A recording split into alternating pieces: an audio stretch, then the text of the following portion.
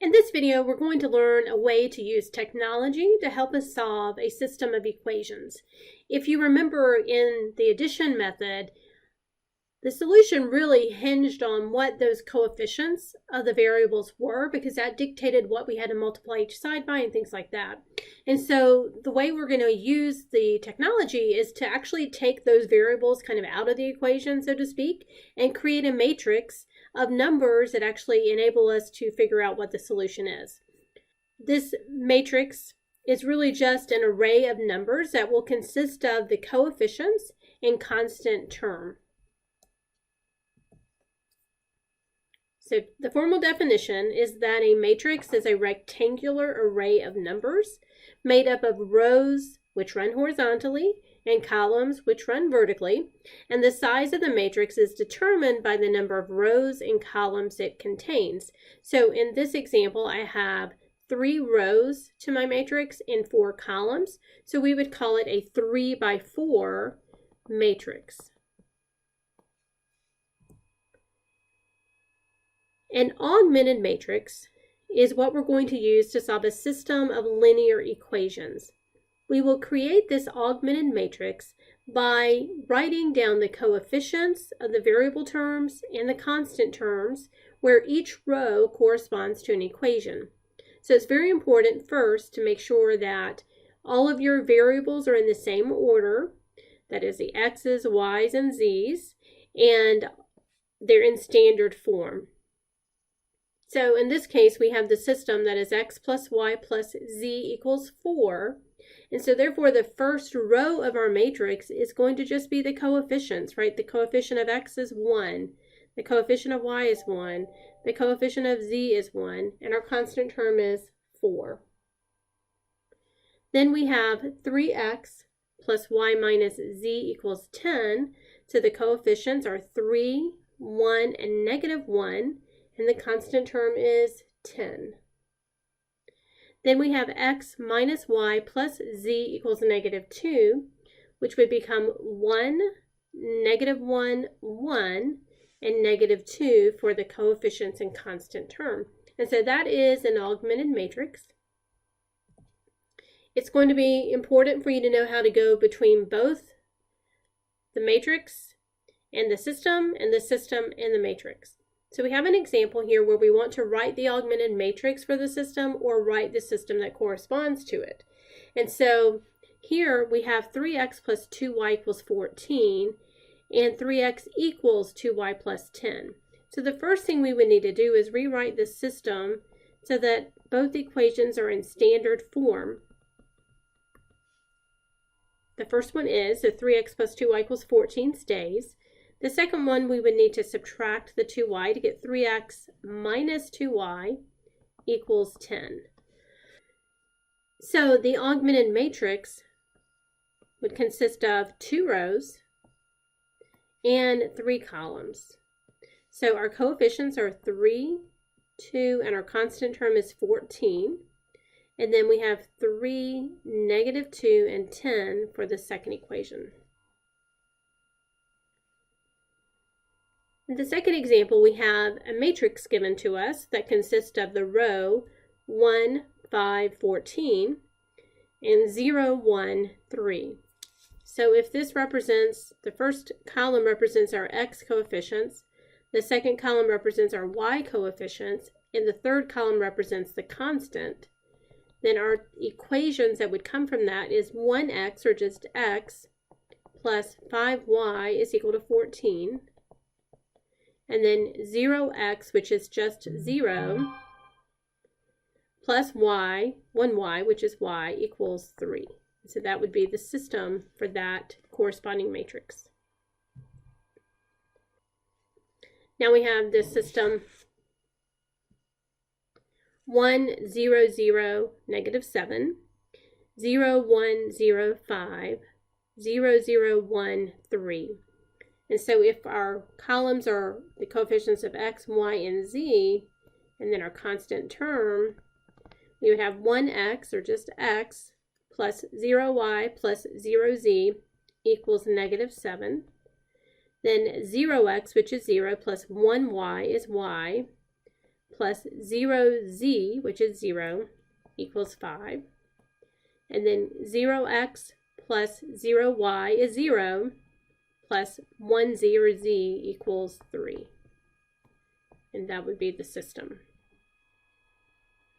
And then we have in a last example 1, 0, 1, 8, 1, 1, 2, 7, 1, 2, 1, 16. So again, the coefficients of x, y, and z would give us 1x, or just x, plus 0y, or 0, we don't need to write, plus 1z, or z, equals 8. Then 1x, which is x, plus 1y is y, plus 2z is equal to 7. And then 1x is x, plus 2y, plus 1z, or z, equals 16. In the text, you will see that there is a way to do these matrices by hand, and we're not going to do that in this particular course. We will use technology to do that. If you do it by hand, you have to use what's called the Gaussian elimination or Gauss-Jordan elimination, which is essentially to get that matrix down to what's called row echelon form or reduced row echelon form. That you need to be able to recognize, but you don't need to do anything else with it other than identify if a matrix is in one of these forms. So a matrix is in row echelon form if the first non-zero entry in a row is 1. That's called the leading 1. The leading 1 in each subsequent row is to the right of the 1 in the previous row. In other words, we have 1s on diagonals and 0s before it. And then if there is a row with any zeros, it would be all at the bottom. And then a matrix is in reduced row echelon form if all entries above the leading 1s are zeros. So we're really talking about this. I know that sounds pretty complicated, but here's a picture. Row echelon form is we have 1s on the diagonals and zeros below it, and some constants. It doesn't really matter what those numbers are.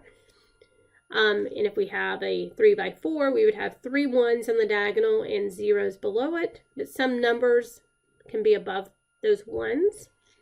But if it's in reduced row echelon form, that means we have zeros below and above the diagonal of 1s.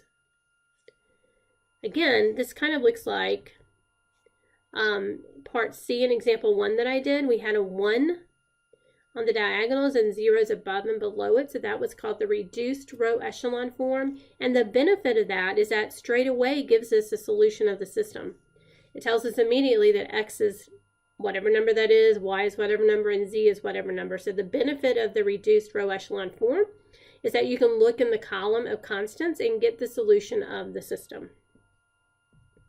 If you did not have it in that way, you would have to actually go back and figure out what some of the other values are. So that's really all you need to know from Objective 2. Be able to recognize if it's in row echelon or reduced row echelon form. And then the last objective is how we're going to use a calculator to solve matrices.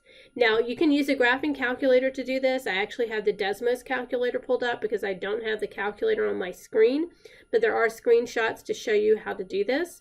So you're going to be entering a matrix on the calculator, and to enter the matrix on the calculator, you have to tell the calculator how many rows and columns there are, and then it will generate this array that you can then fill in the appropriate numbers. So here is an example. We have this system x minus y plus 3z equals 8, 3x plus y minus 2z equals negative 2, 2x plus 4y plus z equals 0. So we have this corresponding matrix where we pull off the coefficients and constant, which is 1, negative 1, 3, 8 in the first row, 3, 1, negative 2, and negative 2 in the second row, 2, 4, 1, and 0 in the last row. So notice it does have 3 rows and 4 columns, so it is a 3 by 4 matrix. And then we enter this into the calculator by accessing the matrix menu and then editing matrix A. So I'm going to show you the steps here, but again, I'm going to do this on the calculator or Desmos calculator in just a minute. Once you enter the matrix in the calculator, you're going to go to the matrix menu, and then you're going to go to the math menu within that, and then scroll up or down until you get to this reduced row echelon form, the RREF command. And then you're going to see that command display on the calculator. Then you're going to have to enter the matrix A, and then you'll see the reduced row echelon form displayed. And so we see that we get this matrix 1, 0, 0, 1, 0, 1, 0, negative 1, 0, 0, 1, 2. So that tells us that X is 1, Y is negative 1, and Z is 2. So our system would have a solution 1, negative 1, 2. So in this case it is ordered triples because we have 3 variables. Let me for a minute show you how to do this on the Desmos calculator. And so on the Desmos calculator, actually if you just go to desmos.com, and then you're going to see this math tools, and we're going to choose the matrix calculator. And then what you're going to do is say, I want a new matrix, and then you'll need to tell it how many rows and columns. So let's say I want to do 3 rows. So I'm going to go up on my rows, and I need 4 columns. And then I'm just going to type in the values that I need.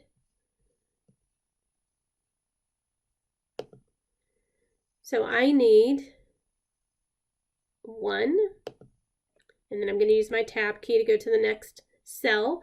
Then I need a negative 1, and then 8.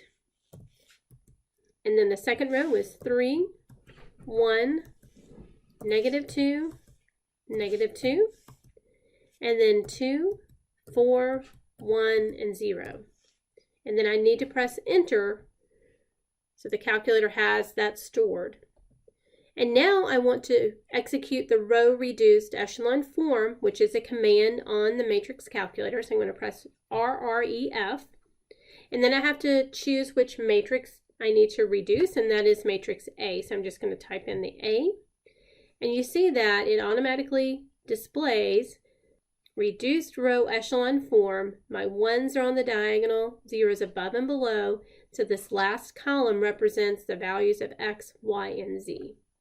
So obviously, using the calculator tool is very efficient. This can solve any type of matrix or any type of system, no matter how many variables or equations. Now, only linear systems is what this applies to. But let me know if you have any questions on this. Thanks.